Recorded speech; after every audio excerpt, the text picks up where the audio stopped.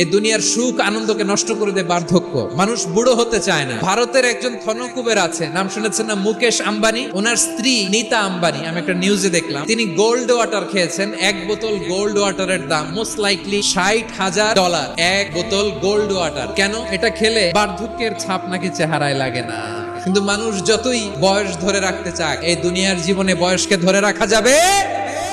দেখবেন যে দাড়ি যার একটু সাদা হয়ে গেছে, কত ভাবে ওইটার একটু লুকিয়ে রাখা ট্রাই করে, আছে না নাই? হ্যাঁ, এটারে কলব দেয়, এটার কেউ মেহেদি দেয়, এই যে পাকতেছে এখানে পাকতেছে। এখন দেখবেন যে অনেক শ্যাম্পু বের হয়েছে, অ্যান্টি এজিং শ্যাম্পু, ক্রিম বের হয়েছে, ক্রিম, অ্যান্টি এজিং ক্রিম। এটা বলে অ্যাট্রাকশন লাগায়, যেটা মাখলে মানুষ আর বুড়ো হয় না। এতো আজ থেকে 5 বছর আগেও তো কুচকুচে দাড়ি ছিল, চুল ছিল, রং ধরা যৌবন জং ধরে শেষ। এই তো জীবন। This is the circle of life. জান্নাতে গেলে অমর হওয়া যাবে, তোমরা চির যুবক থাকবা, আর বার্ধক্য তোমাদের স্পর্শ করবে না। সুবহানাল্লাহ বলেন।